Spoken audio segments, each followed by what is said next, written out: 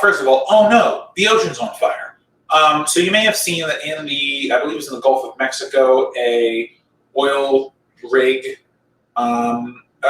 pipeline fissured, fractured, I think was the way it was described.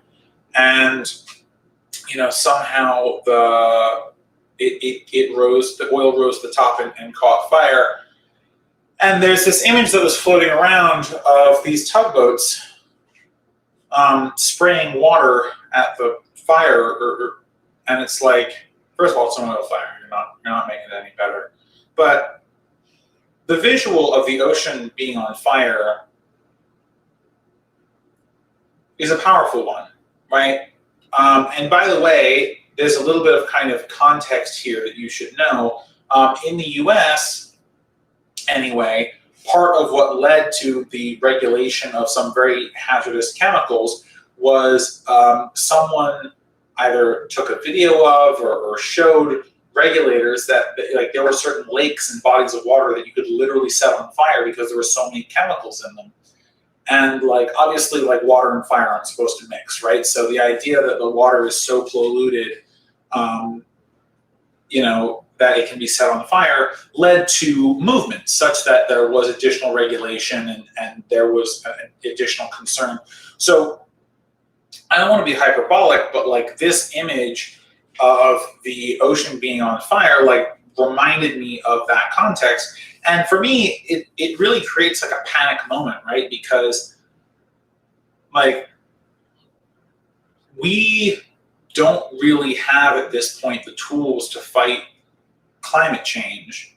And the tools that we do have, we aren't using, right? We aren't switching away from fossil fuels. We aren't, changing the way that we live. We aren't investing in public transportation over private transportation like cars.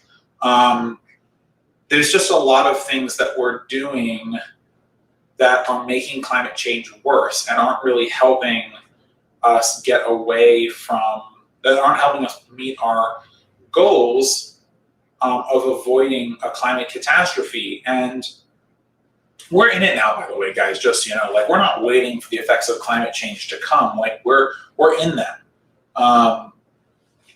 And not just the ocean being on fire, but, recently the temperatures in the western United States, the northwestern United States have been incredibly hot. There was, I believe it was called a heat dome over Vancouver. And the heat there has been absolutely outrageously hot. I believe there was a forest fire in what was supposed to be the coldest forest on Earth in Siberia or something. We're in it. Climate change is happening, and we're looking into the abyss of climate change as younger people, as leftists, and we don't see any lights at the end of this tunnel. And the people who are in charge are so reticent to fundamentally change the way that we operate as a society that,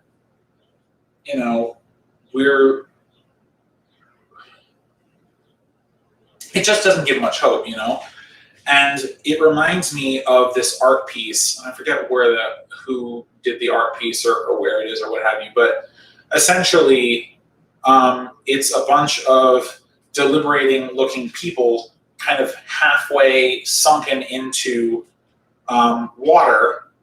And, they look like they're deliberating, but clearly the area they're in is flooding.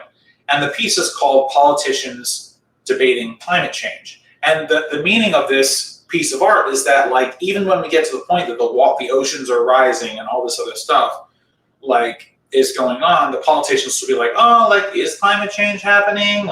Should we do something to make it better? And it makes people who are thinking about their futures, especially people who are young, like myself, at least for a few more years, think that what is our future going to be like if the temperatures are going to be so high, or we're going to have such extremes on Earth?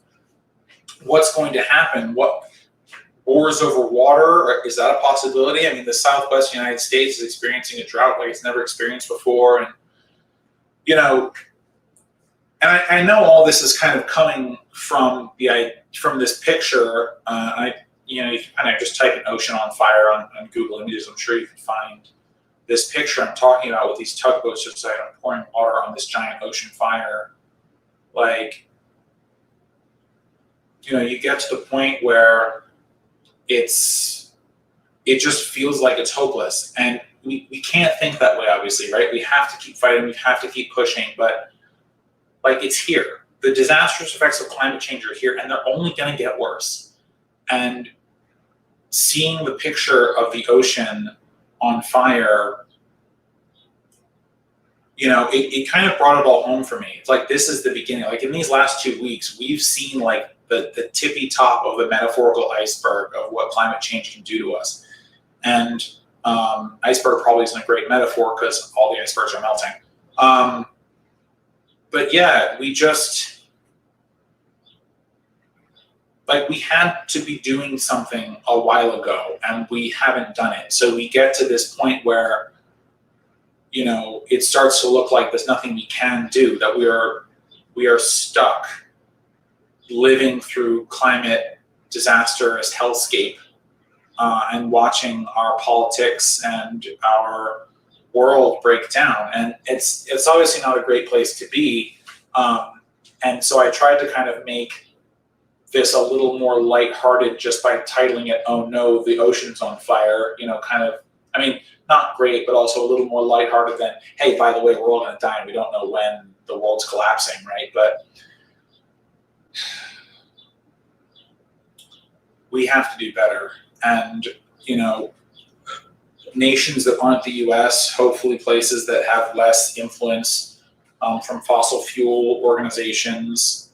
You know, I was really excited last week about the Royal Dutch Shell ruling, but, you know, seeing the ocean on fire just takes that out of you. You just look at it and you think, there isn't hope. And it's hard for me to say to you in good faith that there's a solution and that we will get through this. But I mean, I want to believe that, right? Because I would live on this planet. There's no escape ship for me or for you or for anyone else. And, you know, we have to make it where we are. So I want to believe there's an answer. I want to believe that there's a solution. I want to believe that we can get through this and that we won't, you know, that huge numbers of people won't die and that the world won't become uninhabitable for us. But it's hard to believe that. And seeing a picture of the ocean on fire definitely brought that all home for me.